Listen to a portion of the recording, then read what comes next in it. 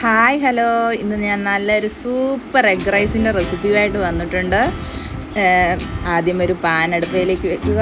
അതിലേക്ക് നെയ്യോ എണ്ണയോ നിങ്ങൾ ഉപയോഗിക്കുന്ന എന്തും ആയിക്കോട്ടെ, ഏത് ഓയിലാണെങ്കിലും നിങ്ങളുടെ ഇഷ്ടത്തിനനുസരിച്ച് ചേർക്കാം. ഞാനിവിടെ ഗീയാണ് ചേർത്തിരിക്കുന്നത്. നെയ്യ് ചൂടാകുമ്പോഴത്തേക്കും അതിലേക്ക് കടുകിട്ട് പൊട്ടിക്കുക. അത് കഴിഞ്ഞ് അതിലേക്ക് അരിഞ്ഞു വെച്ചിരിക്കുന്ന സബോള ഇട്ട് കൊടുക്കുക.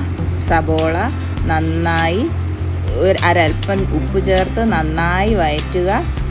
വഴറ്റി ഒരുമാതിരി ഒന്ന് നന്നായിട്ട് വയന്ന് വരുമ്പോഴേക്കും നമുക്ക് നേരത്തെ അരിഞ്ഞു വെച്ചിരിക്കുന്ന ഒരൽപ്പം തക്കാളി, 5-6 വെളുത്തുള്ളി, ഒരൽപ്പം ഇഞ്ചി, ഇഞ്ചിയൊക്കെ ഒരു ഇച്ചിരി മതി, പിന്നെ അല്പം തക്കാളി എന്നിവ ചേർത്ത് അതിൻ്റെ കൂടെ അല്പം കരിയാപ്പിലയും ചേർത്ത് നന്നായി വീണ്ടും വഴറ്റുക.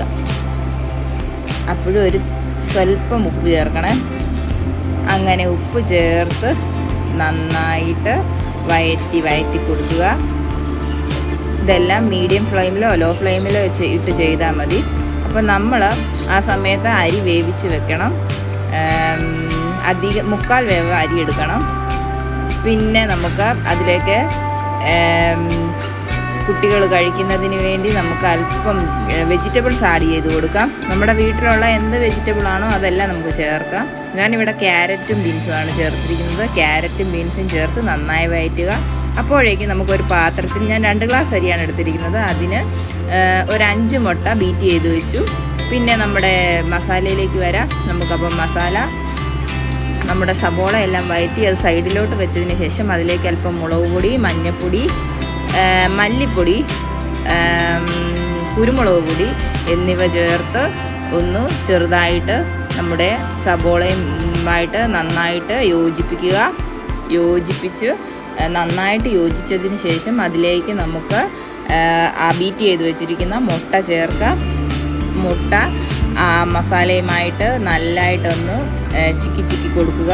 അപ്പോൾ മീഡിയം ഫ്ലെയിമിൽ ഇത് നന്നായി ചിക്കി മുട്ട നന്നായിട്ട് വെന്ത് കഴിയുമ്പോഴത്തേക്കിനും നന്നായി ഇളക്കി കൊടുക്കുക. അത് കഴിയുമ്പം നമ്മൾ വേവിച്ച് വെച്ചിരിക്കുന്ന ചോറ് അതിലേക്ക് ചേർത്ത് കൊടുക്കാം. ചോറ് നന്നായിട്ട് അതിലേക്ക് കുറേശ്ശെ ഇട്ട് കൊടുത്ത് കുറേശ്ശെയായിട്ട് നമുക്ക് മസാലയുമായിട്ട് മിക്സ് ചെയ്യാം. ഇത് വളരെ എളുപ്പമുള്ളൊരു റെസിപ്പിയാണ്.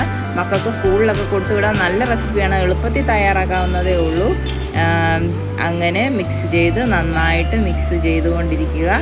വീണ്ടും ബാക്കിയുള്ള ചോറ് കൂടി അതിലേക്ക് ഇട്ട് കൊടുത്ത് പയ്യെ ഇളക്കി കൊടുക്കുക. ഇത് എല്ലാ കുട്ടികൾക്കും ഇഷ്ടപ്പെടും. നല്ല സൂപ്പറായിട്ടുള്ള ഒരു എഗ് റൈസ് റെസിപ്പിയാണ്.